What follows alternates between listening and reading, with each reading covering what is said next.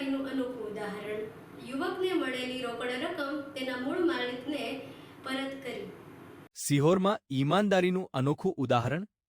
રસ્તા પર મળેલી રોકડ રકમ માલિકને પરત. શંખનાદ ન્યૂઝના બ્રેકિંગ અહેવાલથી થયો સંપર્ક. યુવાનોની માનવતાભરી કામગીરીને બિરદાવવા. માનવતા હજુ જીવંત છે. સિહોરના યુવાનોએ મળી આવેલી રોકડ રકમ સાચા માલિકને સોંપી.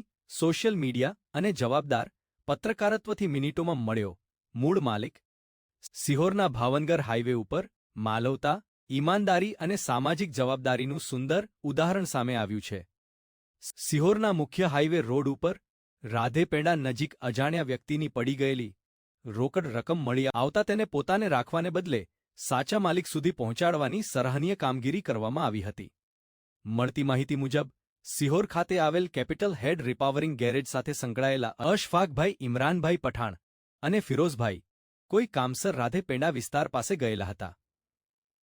બપોરના સુમસામ સમયે રિલાયન્સ પેટ્રોલ પંપ સામે રોડ ઉપર પડેલી રોકડ રકમ તેઓના ધ્યાનમાં આવી. રકમ મળતા જ તેમણે ઈમાનદારી દાખવી તરત જ શંખનાદ ન્યૂઝ કાર્યાલયનો સંપર્ક કરી સમગ્ર ઘટના અંગે માહિતી આપી અને બ્રેકિંગ અહેવાલ ગ્રુપમાં માહિતી જાહેર કરવામાં આવી. શંખનાદ ન્યૂઝના અહેવાલના આધારે થોડા જ સમયમાં મૂળ માલિકનો સંપર્ક થયો. સત્યમ શિવમ સુંદરમ વિસ્તારમાં રહેતા વિજયભાઈ કનોજિયાએ જણાવ્યું કે રાધેપેંડા ખાતે ખરીદી દરમિયાન ખિસ્સામાંથી રૂમાલ કાઢતા તેમની રોકડ રકમ અજાણતા પડી ગઈ હતી. ઘરે પહોંચ્યા બાદ રકમ ગુમ થયાનું ધ્યાન આવતા તેઓ ચિંતિત બન્યા અને અનેક સ્થળોએ સંપર્ક શરૂ કર્યો હતો.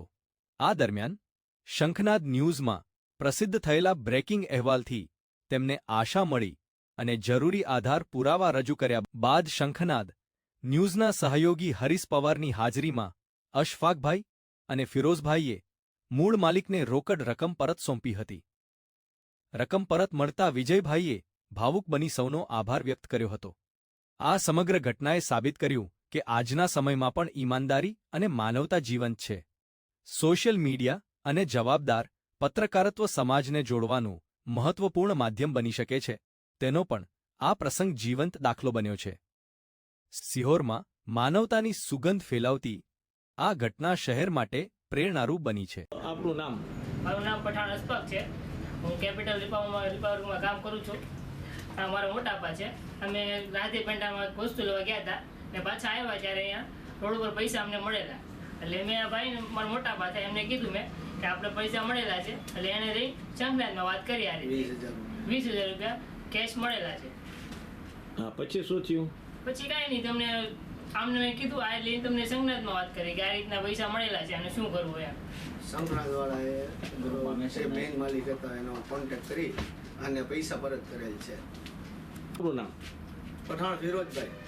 શું થયું? હકીકત શું છે આમાં? હકીકતમાં એવું છે, અમે આવતા હતા રોડ ઉપર રાધેપેંડામાં જઈને અને રિટર્ન આવતા હતા તો અમને 12 રોડ ઉપરથી ભત્રીજાને મને 20,000 રૂપિયા મળ્યા. તો એ 20,000 રૂપિયા લઈને પછી તપાસ કરી કોના છે, અહીંયા કોઈને ન મળ્યા એટલે શંખનાદનો કોન્ટેક્ટ કર્યો. શંખનાદવાળા ભાઈ એમ કીધું કાંઈ વાંધો નહીં, હું મેસેજ નાખી દઉં. પછી જે તે પાર્ટી હતી જે એના માલિક હતા એ એમને મળી ગયા એટલે એમને લઈને અમારી પાસે આવ્યા એટલે એમને 20,000 રૂપિયા એમને પરત કરેલ છે.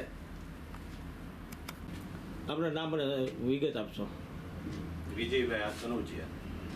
મારા પૈસા અહીંયા રોડ ઉપર રાધેપેંડાની બાજુમાં પડી ગયેલ, મને ખ્યાલ નહોતો. શંખનાદના મેસેજ દ્વારા મને જાણ થઈ એટલે કેપિટલ હેડમાં હું એ માટે મેં કોલ કર્યો. એ લોકોને મળે ને મને પૈસા પરત મળેલ છે. એ બધા હું કેપિટલ ઓટો અને શંખનાદનો આભાર માનું છું. હકીકત આપણે અત્યારના યુગની અંદર પ્રેરણાદાયક છે કે કેમ? એ હકીકત આ યુગની અંદર ખૂબ જ પ્રેરણાદાયક છે. હા, ઓકે.